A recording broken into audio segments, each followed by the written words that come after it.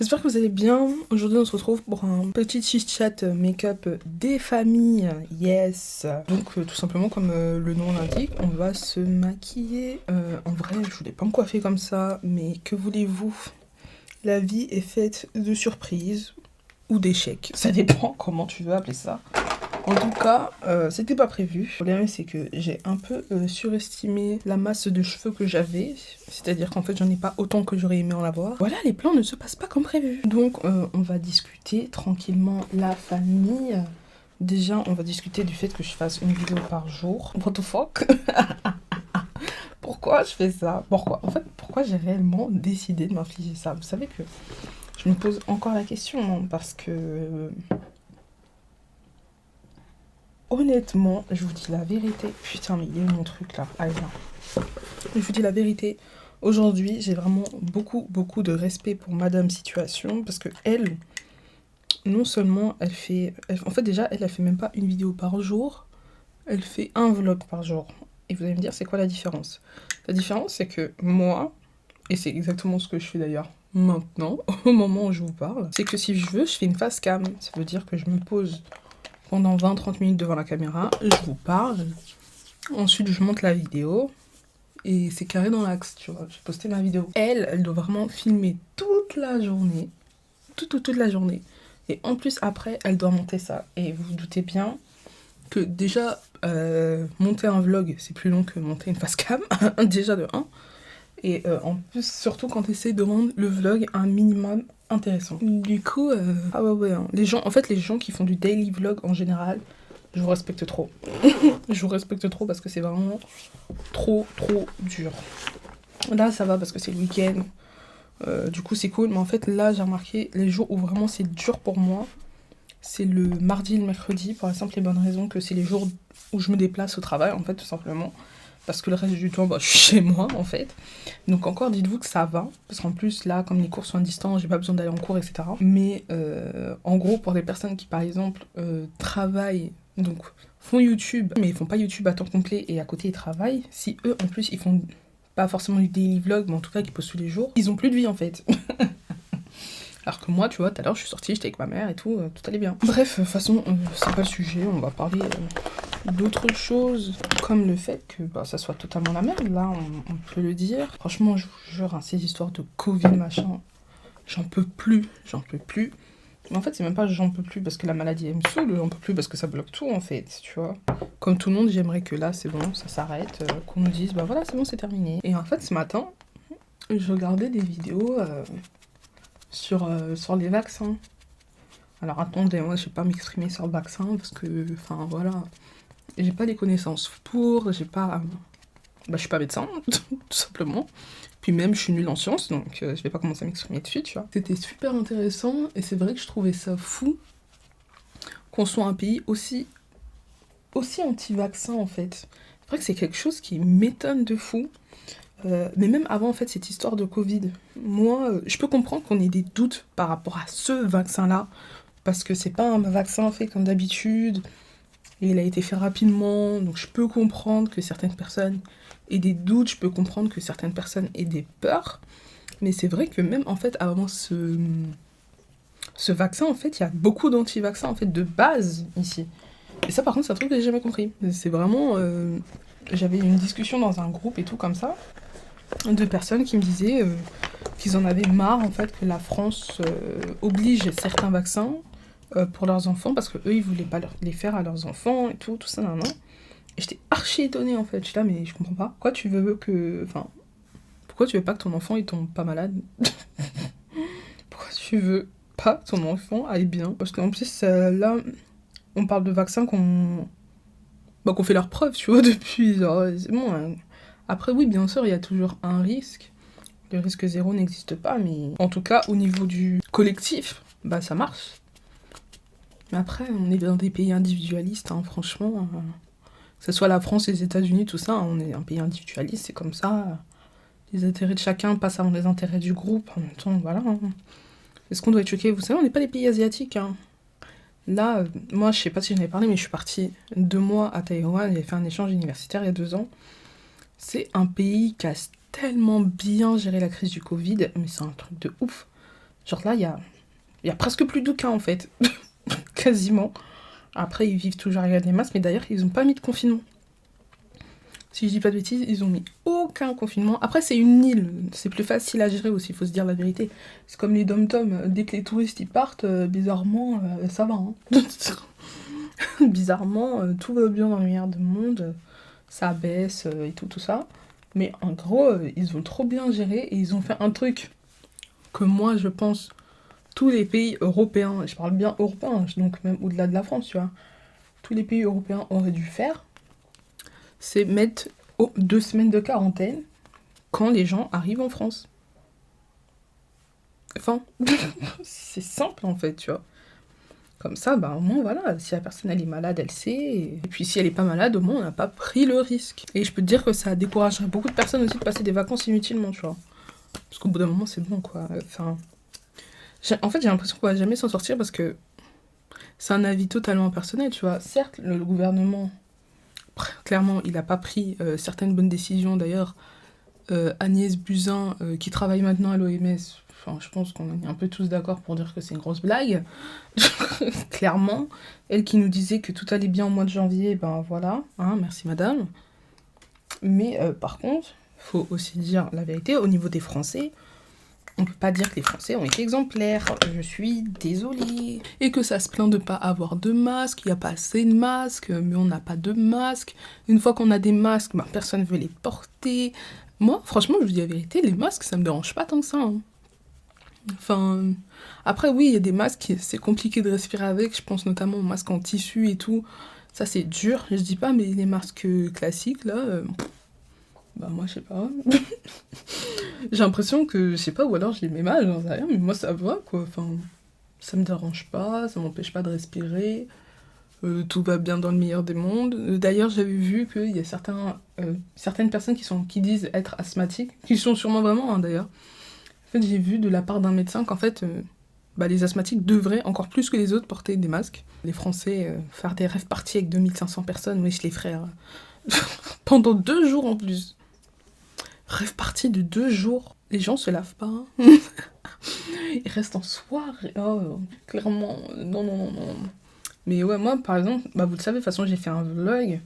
J'ai fait une soirée du Nouvel An avec mes amis. On s'est tous fait tester, en fait. On est partis tous se faire tester avant de tous se retrouver. Moi, j'avais peur. Hein. Je m'étais dit, imagine, j'ai le Covid et tout, ben... j'ai pas de soirée, en fait, là. Ça va, j'étais pas positif. Dieu merci. De positive, je sais pas parler, putain. Bon, enfin bref, tout ça pour dire, là, est-ce que vous pensez qu'il y aura un reconfinement? Voilà, dites-moi ce que vous pensez en commentaire. Moi, j'avoue, je parie sur le reconfinement vu qu'il y a un nouveau virus. Il n'y aurait pas eu un nouveau virus, j'aurais peut-être pas parié, mais comme il y en a un nouveau, je pense qu'on va être reconfiné. Mais après, faut dire la vérité, hein, si on n'a pas un reconfinement strict comme le premier, ça sert à rien. Hein. Franchement, deuxième confinement, personne n'a respecté les frères. De toute façon, nous, c'est simple, on est français. On nous dit qui va nous donner des lois. Macron, qu'il aille se faire foutre lui aussi. Les Français, ils pensent comme ça. Personne ne peut leur donner des trucs à faire.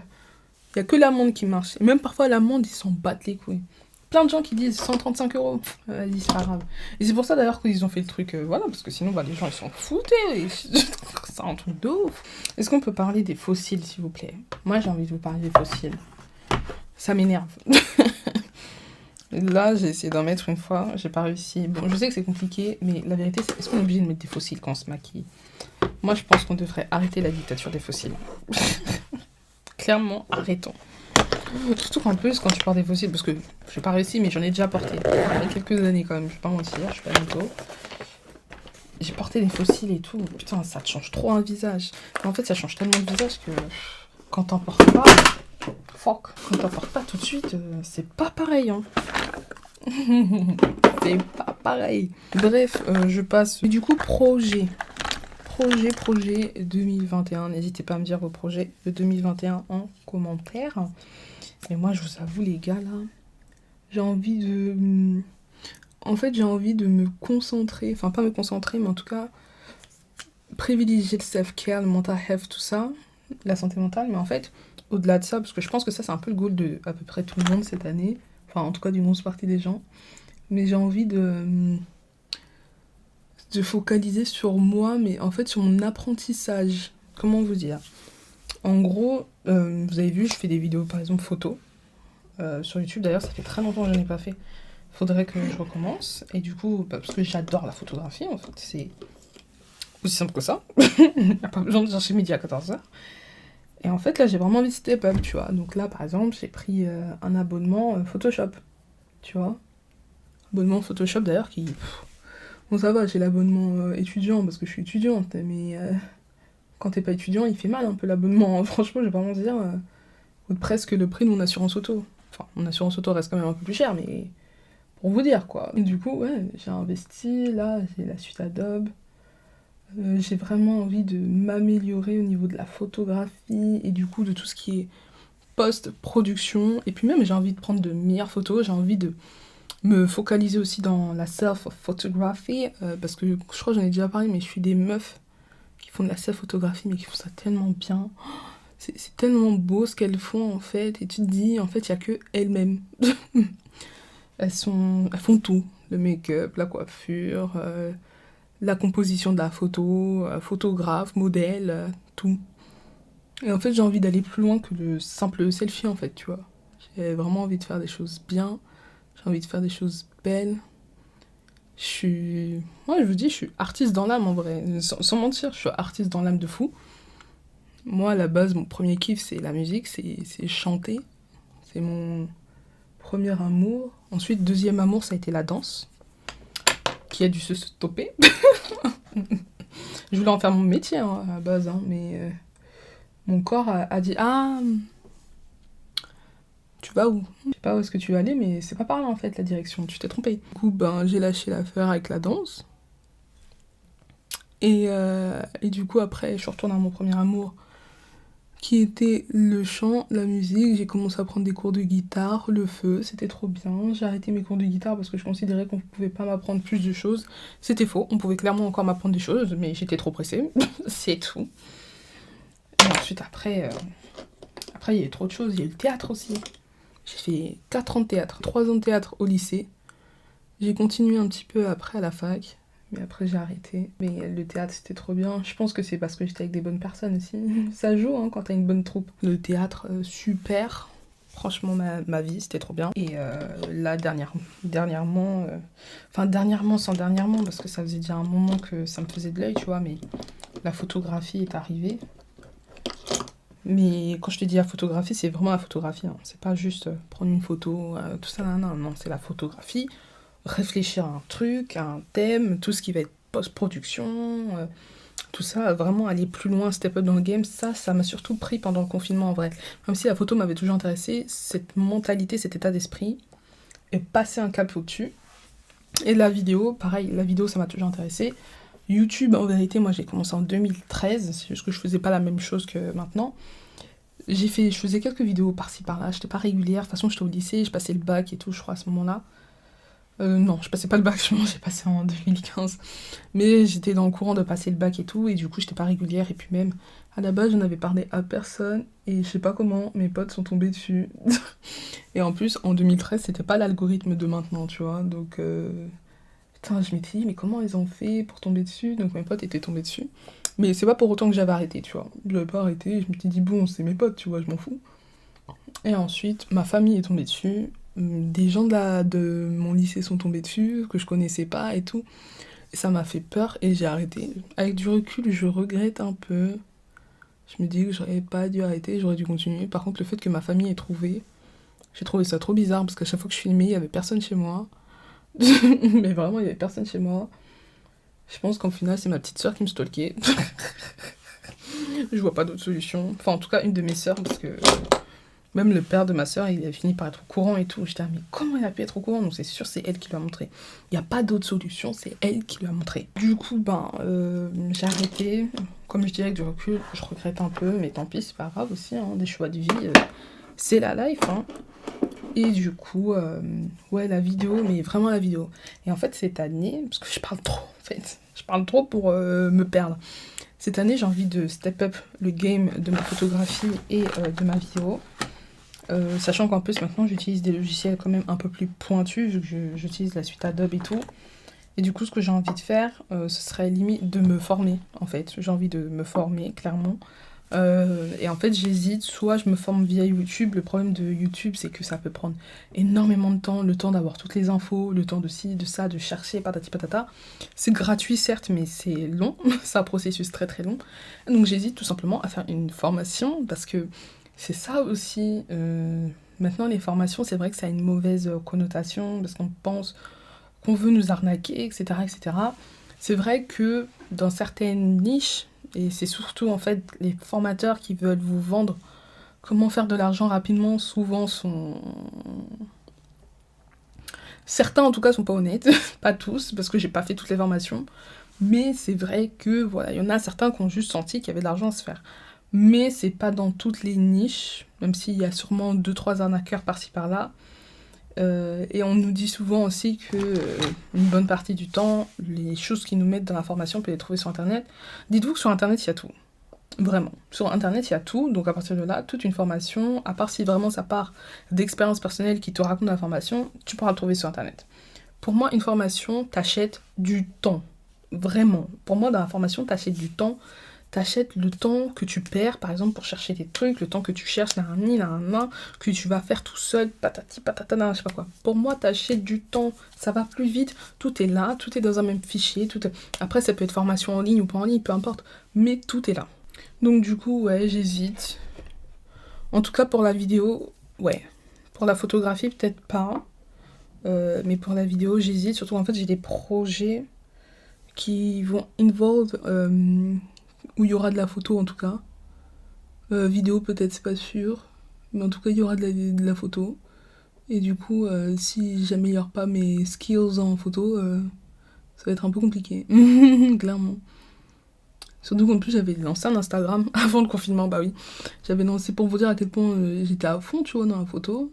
Avant le confinement, j'avais commencé à faire un Insta qui s'appelle Neisha Photographie. Tout simplement, en fait, je voulais prendre des photos de gens en plus, même pas de moi, faire du portrait, parce que je suis plus axée portrait.